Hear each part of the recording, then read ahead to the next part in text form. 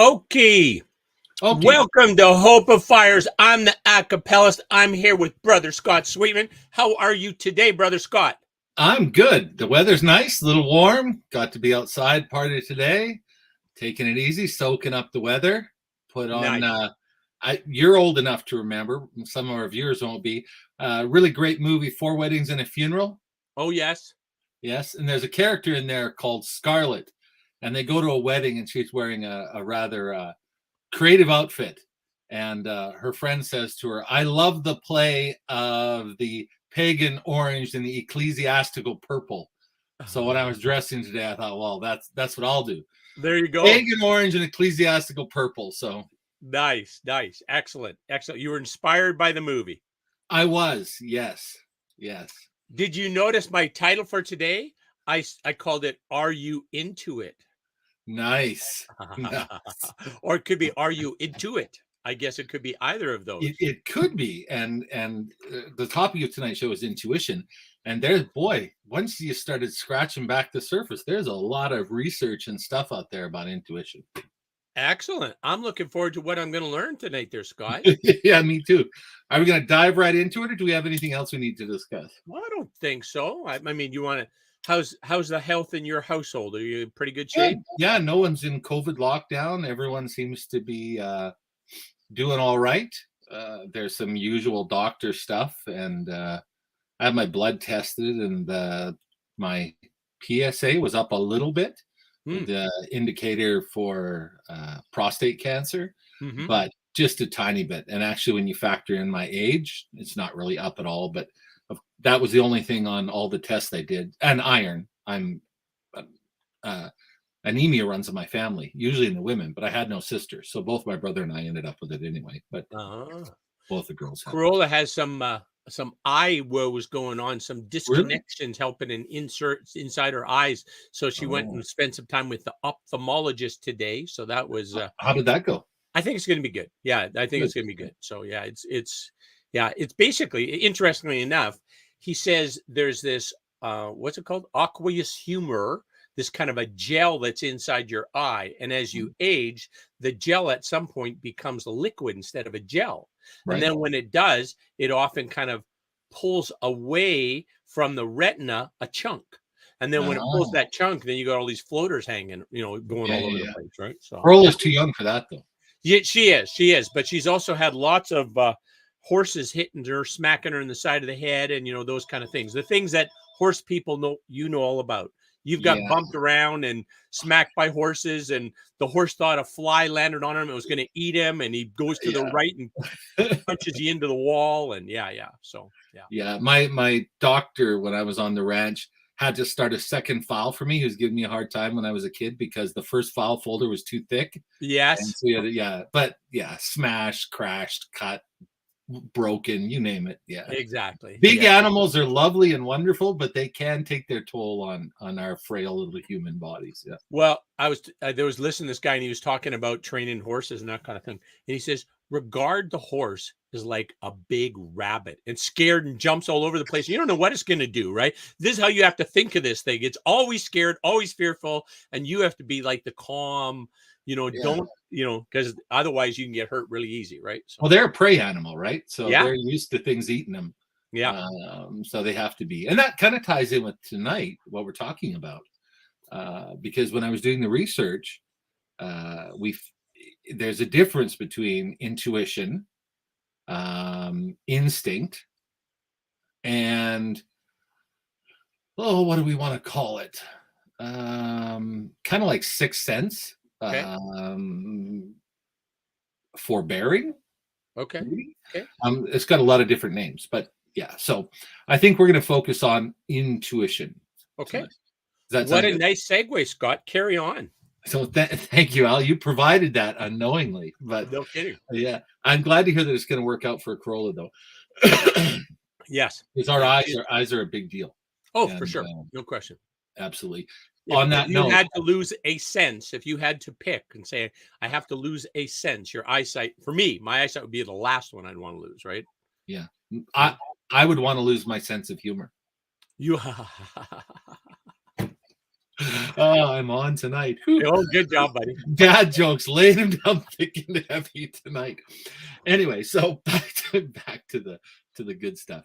Yeah, so it's true.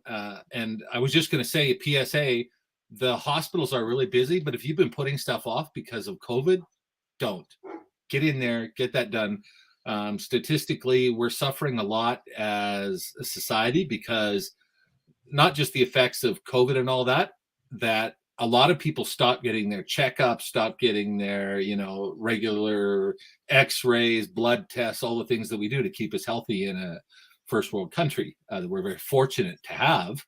So don't put those aside anymore, everyone. It's been too long. If you haven't been to the dentist, you haven't been to the doctor, for whatever reason, get out there, get it done, get checked out, especially if you're a little bit older, like some of us here at Hopeifiers. Past that 16 or 17-year-old mark by a year or two. Mm-hmm. So yeah, when I got looking, there's two branches that I want to talk about in intuition. And the theme for tonight that we decided on 2 weeks ago was, what's intuition and can you grow it or make it stronger or increase it? And those are really good questions that we came up with. And the answers are very interesting. But I would say yes, that it is a thing, it's definable, and yes, you can grow it or increase it. And we'll talk a little bit about that. So the two veins that I'm talking about intuition, and this goes to my earlier introduction, is one is a psychological, physiological process that we as cognitive beings have at our disposal to a lesser or greater degree. So it's something that can be studied, it's something that can be researched, it's something that can be quantified.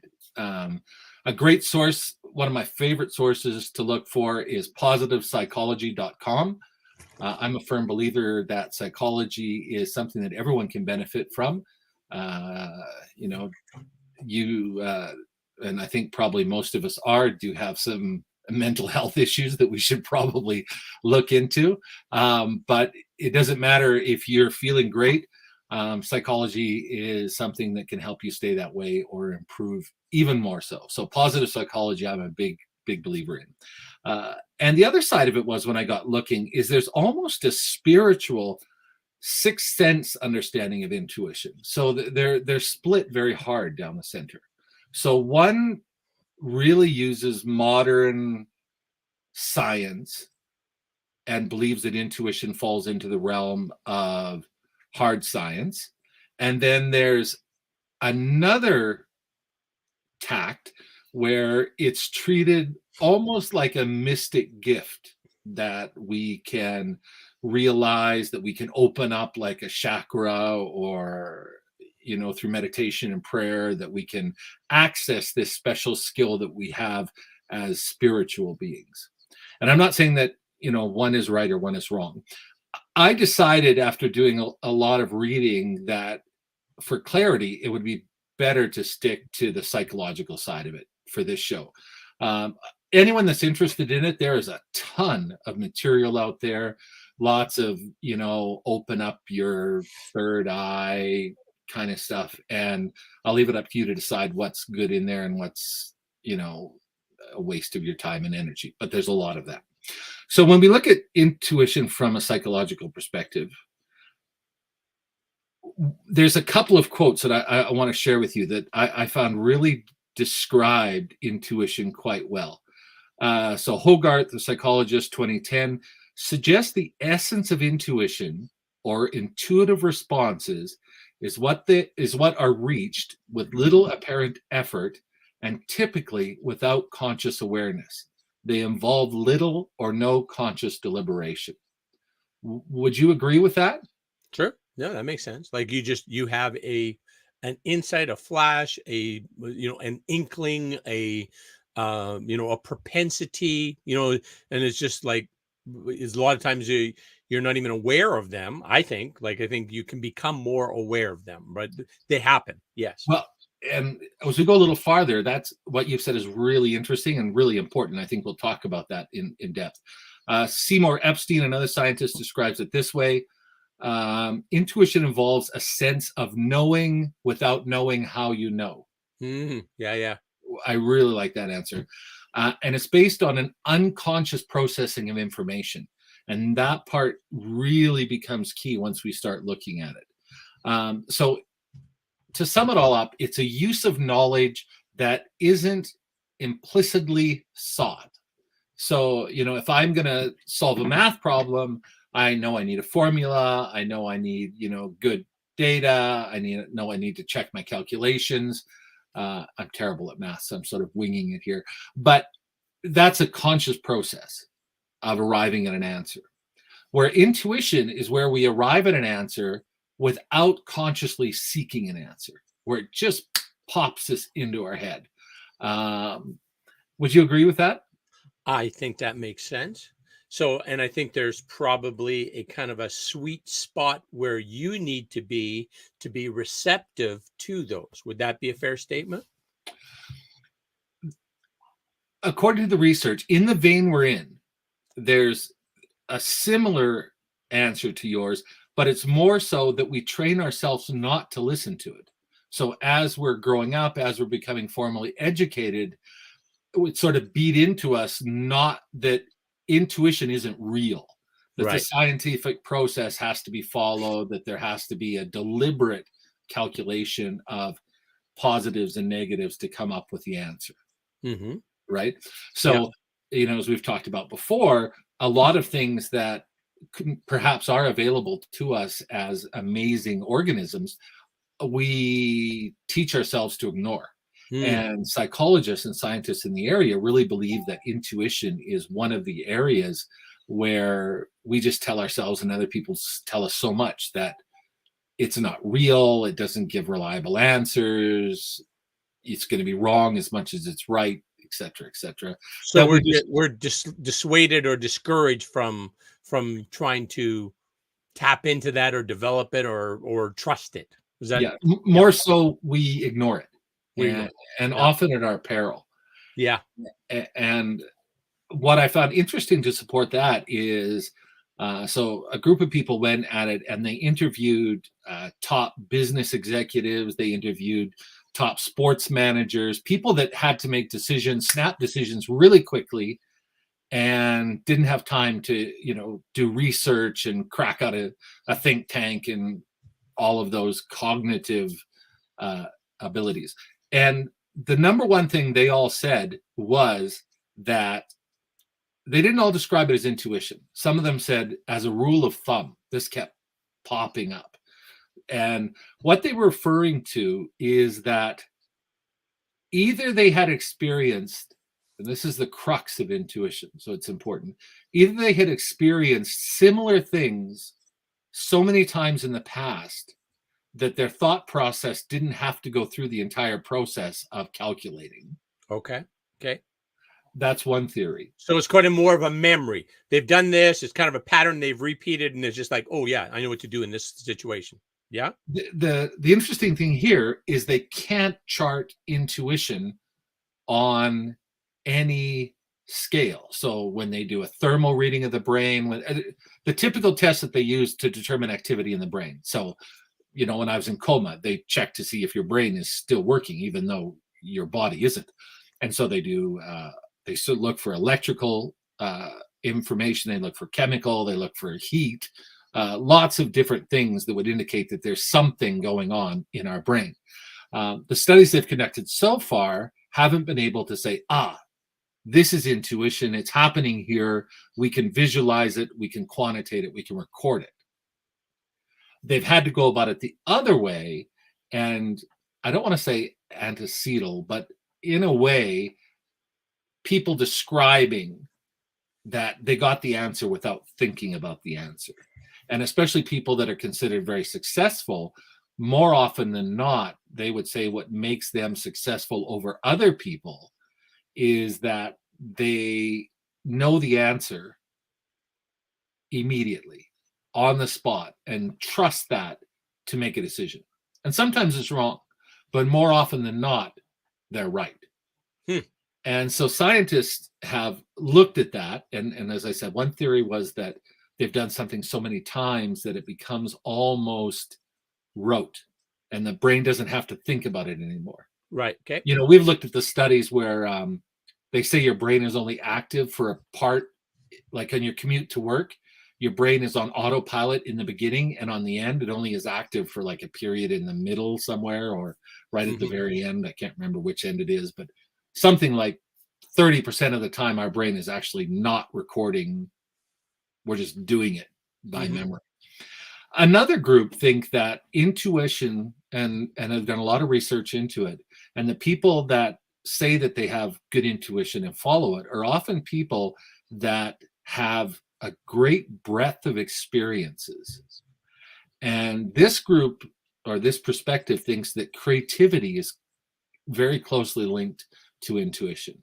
And so creativity, when they try and quantify creativity, people that are creative often get the ideas from they don't know where. It pops into their head, right? You've done creative things. I've seen your artwork. I've seen you, welding and making things in the past. Did you sit down and think that out, or did you just look at something and something popped into your head and said, huh? Yeah, that's more just kind of, oh, that kind of an interesting shape. How about putting this shape with that shape, and that might look like something, that. So yeah. Yeah. Do you get a feeling that that's somehow similar to intuition? Yeah, I think so. Yeah, I think that makes sense. Yeah, and I like the idea. It makes sense. I shouldn't say I like it. It resonates that creativity and intuition have a linkage or a tie, right?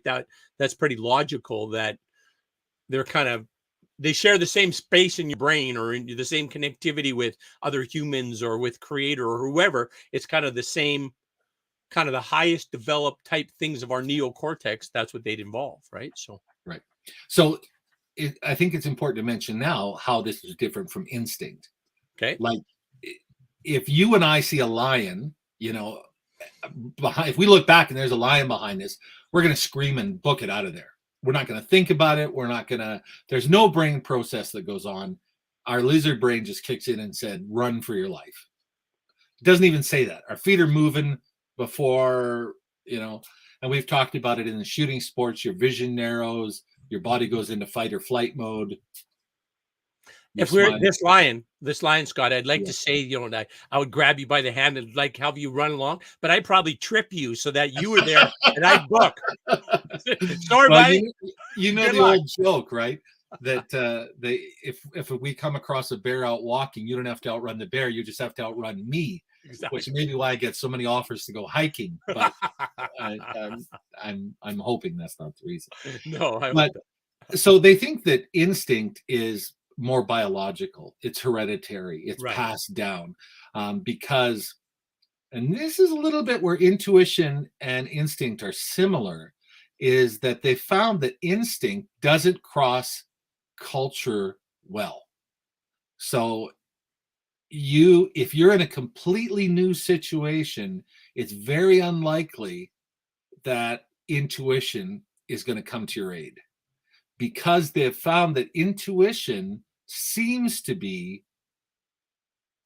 most active in a situation, in a cultural surrounding that you're familiar with. Okay. Does that make sense? I think so. So if I go now, of course, if the situation I'm in is very familiar to me and it's just in a different geographical location, then intuition should be okay. But if I'm in a different cultural context, often intuition can lead you astray, because whatever powers intuition seems to have a lot to do with experience. What you've experienced, what you've seen work in the past. And it looks like we pull from a whole bunch of different places. Now, people who travel a lot or are in foreign places a lot develop that context. And we would, in another field, would call it contextual awareness, right? That the situation you're in. So you're saying you have to have some kind of a knowledge or awareness of your environment that you're in order for intuition to be able to manifest. Is that kind of what you're saying? To be effective, because it could give you the wrong information. Right. Okay. Right. So if you've never encountered a specific culture, Right. and your intuition tells you you should do something, it may be wrong because it Right. may be coming from the space of your past experiences or your familiar culture. In the same way that instinct can be incorrect with something you've never seen before. Right? So if Right. there's an animal that looks like a bunny to us and we're somewhere in the world, are we going to run away from it?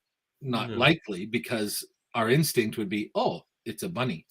Our intellect and all those things would play a part. But it could be some new man-eating, ferocious type of killer bunny, like on Monty Python, that we've never experienced before. So in that way, intuition and instinct can be tricked or can be difficult to rely on in a completely new contextual or cultural sense, according to the research. Got it. Okay, cool. So that brings up our first point about how you can increase the strength of your instinct. Well, number one is exactly what you said. Learn to listen to it, right? You have to be open when you get that gut feeling, which is another way to describe instinct. Don't discount it, even though education, science, all of those things might say, unless you can sit down and prove it out or say that I know this is going to happen because I've seen this happen, or I know about this theory or this natural law, et cetera, et cetera. So number one is to accept that you have the ability to process information beyond your conscious decision to process information. Right. So, the big distinction you had with instinct was there wasn't a conscious cognitive type effort, or right? unconscious. Yeah, right. I understood. It just came. Here it is. Yeah, instinct is more biological, they Right. think. It's something that occurs from ancestral memory, if you will, from our species. I mean, we don't like dark water generally. Why? Because we can't see in it. We can't move in it. We sort of have to train ourselves that we're okay if we like scuba diving or those types of things. So going back to instinct is that the more diverse experiences you have that you expose yourself to in life, the better chance you have of your instinct being accurate. Interesting. Isn't that encouraging, right? Isn't that like, about learning, growing, developing, trying, right? And then as a way to kind of hone or establish your instinct, right? Yeah, cool. I know a lot of world leaders in both politics and business and in other fields recommend extensive reading 3-4 books a week. Mm-hmm. And I think that's because of what we're talking about. It exposes your conscious mind, but it also exposes your unconscious mind, which seems to be responsible for instinct, to a broad spectrum of data, if you will, and experiences. And that seems to be the key, is not to study the one thing that you love and know about, but to expose yourself to the broadest possible number of contexts and situations. And it seems like through that, we sort of soak all of that up, and our intuition comes from, we're not even aware we know it, but part of our brain does know it, and it does remember it when we recognize a similar pattern. Mm-hmm. And so much of human thought is about pattern recognition, right? That's what camouflage is. When they're telling you, not to stand up on the ridge line because you're silhouetted, we recognize shapes very easily. Right. So we need to break up those shapes. It seems like our unconscious mind is perhaps even better at pattern recognition than our conscious mind. And if we let it become a trusted tool, that it will develop that ability. Our intuition will get stronger. Wow. Right? Because Yeah. Makes sense. it's processing. Hey, let me interject one thing that I think you might find interesting. I've been watching a lot. Kroll and I have been working on this course called the Food Revolution course. Right. And it's quite interesting. And it's about food for healing, those kind of things. But one thing that I thought was fascinating and sad at the same time is that food manufacturers hire like scientists, brilliant type genius scientists to go and create the most, the most addictive hit from the foods they make that are going to have the perfect crunch factor and the perfect mix of fat and sugar and Salt. Yeah. fat, sugar and salt that like no like this is purely to addict us to their product, right? This is what they're doing.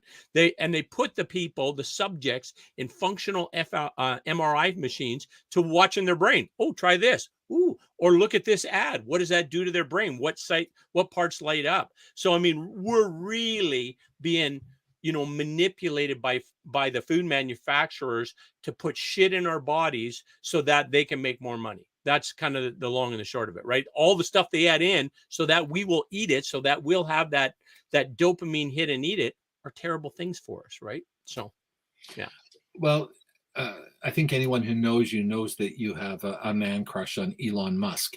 And if anyone's been, yeah, it's not a secret. If any, I think Kroll is jealous, but I'm jealous anyway, if she's not. But as most people know, he's been threatening or posturing to buy Twitter. Yeah. Right? Well, he did now, right? Did they accept his offer? I haven't been on the news. I don't know. I thought he bought it. But anyways, go ahead. You got more I haven't been on the news for a couple of days. I've been researching now. Okay, I know. Good job. Somebody's got to do the actual physical work for this job. Like when we show up to do these shows, I'm not going to do any of it. So thank you, Scott, for doing it. You provide the top-down processing. You say, let's do this, and then we go from there. Exactly. So Elon Musk has been a very vocal opponent of social media, because social media does exactly what you're talking about. They spend a tremendous amount of money researching on what triggers us to do what behaviors. And then they gather a massive amount of data on all of us that we don't even know they're gathering on us. Yeah. Or even if we're aware of it, lots of times we just go along with it because we want that hit, we want that fix, right? Look at TikTok. TikTok's become hugely popular. Why? Because it offers short, gratifying, immediate, what you see is narrowed down and spoon-fed you, and it's exactly what you're saying about it. It hits those pleasure centers again and again and again and again, right? Yeah. And so Elon Musk is one of the people that have come out and said, yeah, this is what's going on, and we know that. So why don't we use that for good? Mm-hmm. Right? And so, yeah. And this is where I think we're tied into this topic for Hopeifiers and to give people hope, is if we could use all of that data collection and that manipulation of our physical and psychological drive for self-improvement, for self-confidence, for self-health, it would be amazing.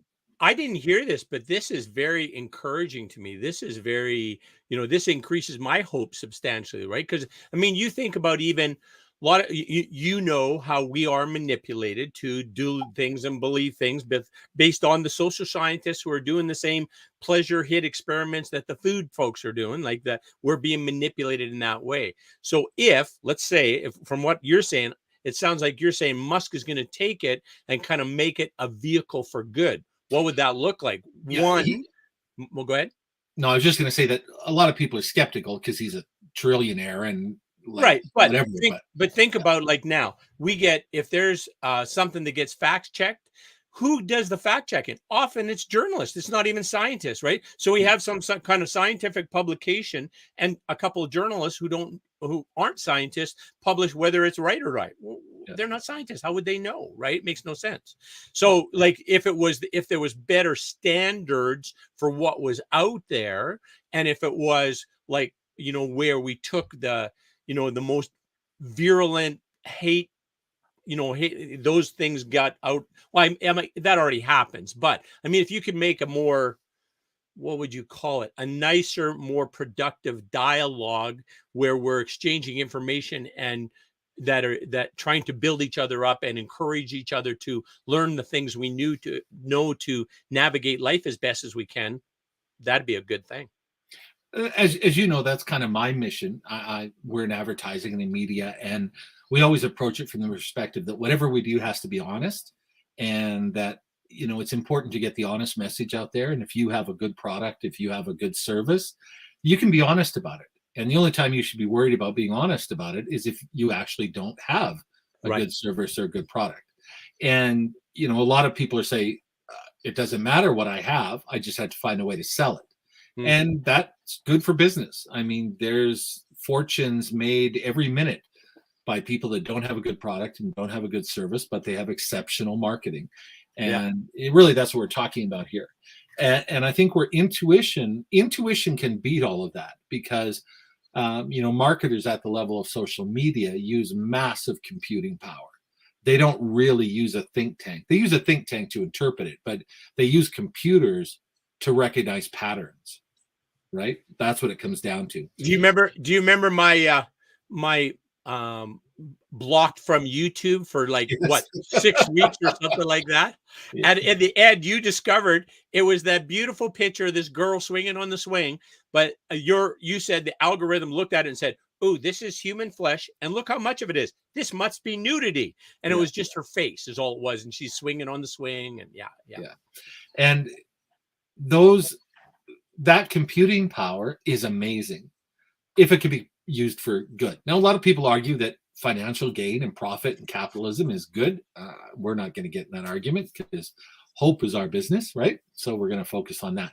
But it seems like, and this is where I get a lot of hope, it seems like deep in our unconscious, we have a tremendous computer for pattern recognition that is actually stronger and faster than our cognitive ability. So we can think faster when we don't think. And that to me is amazingly hopeful, because as we get older, we know, or people that have illness or disease, when I was in coma, and I had tremendous fevers, my pituitary gland got fried, and that's caused all sorts of physical problems for me. I don't know what psychological problems it's caused, but so the list is extensive, Scott. I don't think we'd have time to enumerate everything. Not. We'll need a whole new show for that. But as our cognitive ability declines, if we have this tremendous processing power in our unconscious mind or wherever intuition takes place, and they really believe that it's a very powerful and advanced form of pattern recognition. Now, everyone who's listening to this is one school of thought. I'm not saying this is, you know, done and dusted, the only theory out there. It's one of some that we're discussing tonight, but it's one that I found a lot of hope in and some pretty solid scientific evidence. So if you want to look it up, start with positivepsychology.com, have a look at their what is intuition. I should get paid for them. I plug them a lot. Good job. I don't get anything from anyone, but I really do think that this is where intuition lies. Scott, you get our appreciation and gratitude. You get that, even if you don't get paid, man. Yeah. You get our appreciation and gratitude. Thank you. But I think the scientist, and I can't remember which one of them said it right now, when he said that you know without knowing how you know. And there's a lot of hope in that, because our society today says that, you know, as we get older, if we're ill, our cognitive ability goes down, our ability to function in society goes down, our quality of life goes down. Well, what if a part of us doesn't? Yeah. And you know, if that part of us can make decisions, and when we look at the surveys from world leaders, from business leaders, from scientists, all of them, to a huge percentage, believe in their own intuition, and they trust it to make decisions. Now, so what we're saying then, for people, like, intuition is a thing. Obviously, we've all experienced it before, and so we're saying if you want to develop that intuition, start to trust in it more. Pardon me. Absolutely, yeah.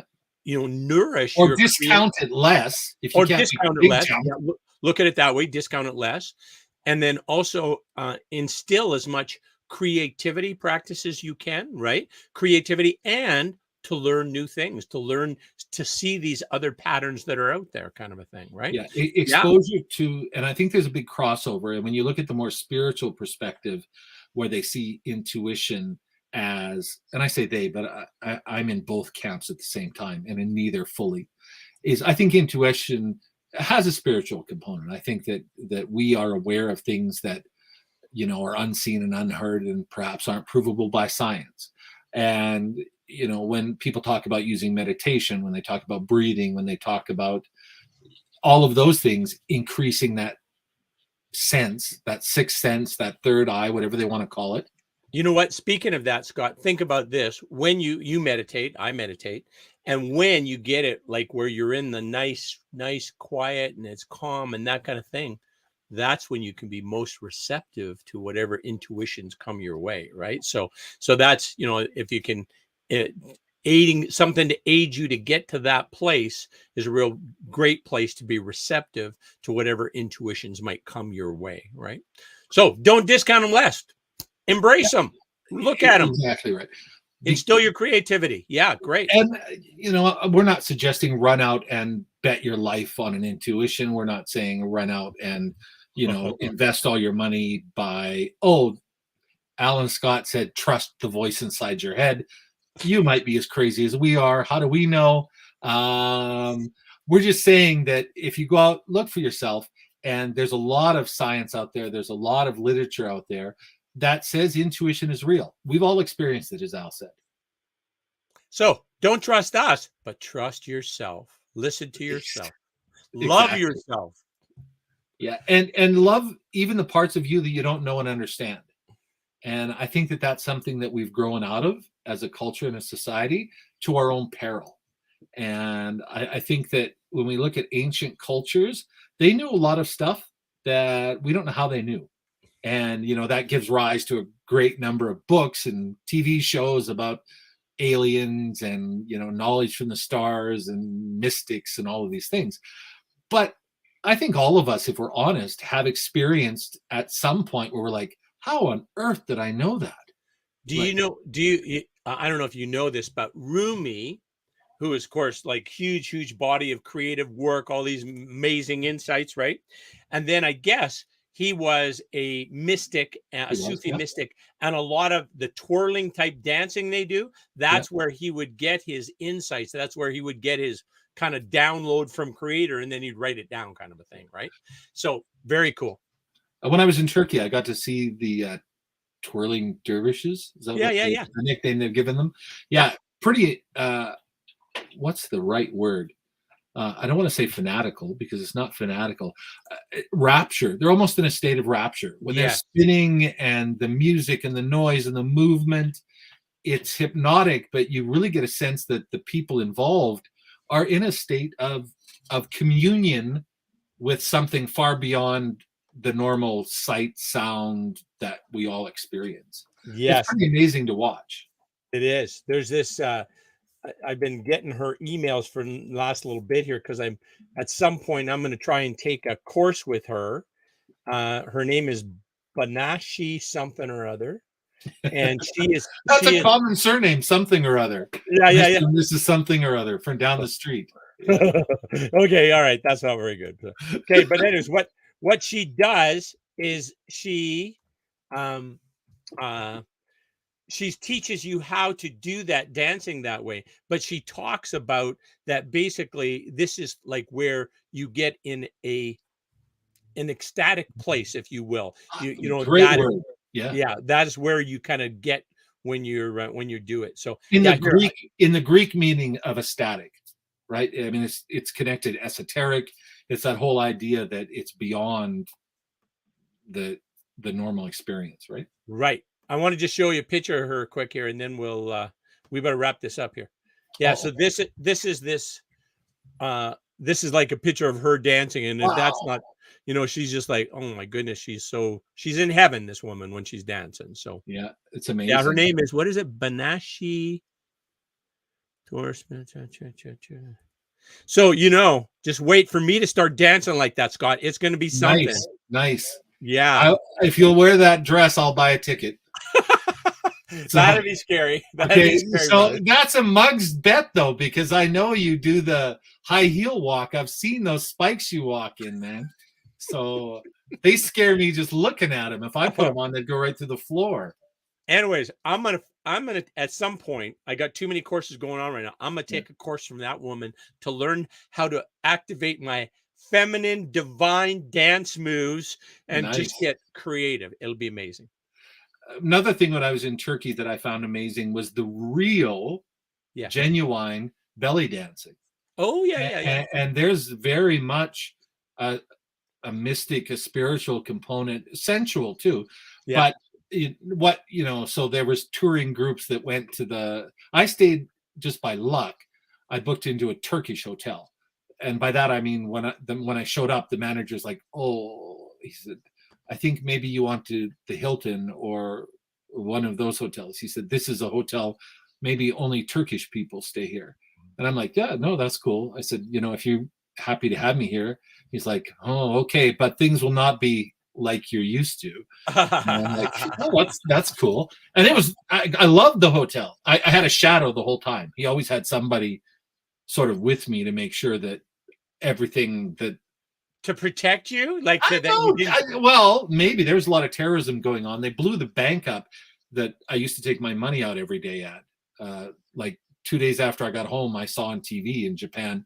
I was there with the Japanese government that they had blown up the bank when I was there. And when we traveled, because we had these wonderful pottery pieces from the Jomon period, like 5,000-year-old pottery, so World Heritage cultural pieces that we traveled with armed guards provided by the Turkish government. And when the Japanese ambassador team was there, the security was crazy.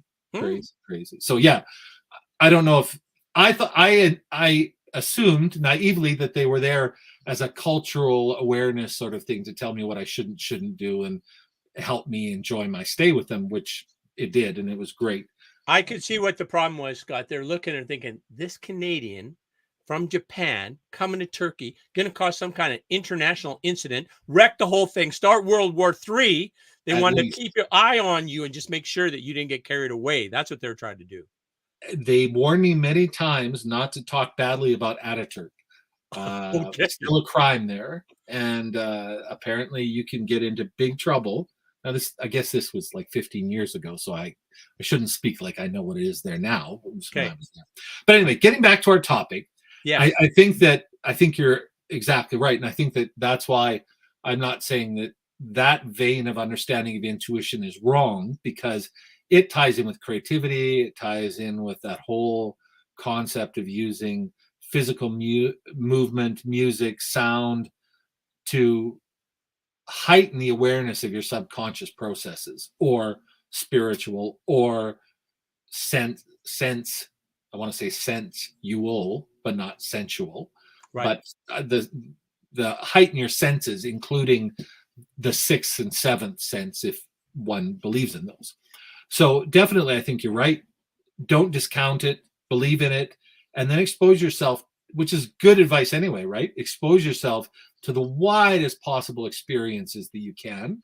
And from what I read doing this research, there's a part of our brain that soaks all of this up, and it's not lost to us. We don't have to take, special drugs or special therapy. It works on its own. If Scott, we got to wrap this up. But you think about people who are like honed in on their skills of recall, like somebody who's like a crime investor goes to a crime scene and it's like, boo, boo, boo. He sees all things like that I see 10% of, and that's not, he might have he or she might have a special capacity in that way, but also it's something they have developed, right? It's a skill that they have honed and used, right? So, yeah. One of the things, and I'll just add this so we can wrap it up. One of the things I learned when I was in security and protection is that one of the things that was always communicated to our clients and to us, the staff, and I was in the digital side of it, so I wasn't like a spy or actively doing it, but was that if you feel something's wrong, stop. Try and figure out why you feel that way. Don't immediately say, oh, I'm just being silly, I'm just spooked, I'm just paranoid. If you feel that you're in danger, try to assess why you feel that way. Nice. Because more often than not, there is some reason that you feel that way. Right. Now, it may not be a threat, and this comes from a whole field different from what we're talking about, but certainly that situal awareness and trusting that gut feeling that something's wrong, something's off, something's not right. I would say don't ignore that. Spend some time trying to figure it out. That is great advice to end our program for this week, Scott Sweetman. Thank you, Mr. Friesen. Do you know what we're going to talk about next week? I'm sure it'll be exciting. I look forward to what you come up with. Yeah. So please, everyone, check out intuition. It's a tool in your belt, and we here at Hopeifiers want to do nothing more than make sure you have the tools to get through your life happy, healthy, and full of hope. Hallelujah. Well said, Doctor, or not Doctor. No, I gave you a promotion. I did. Well said, Brother Sweetman. Good night. Good night, sir. And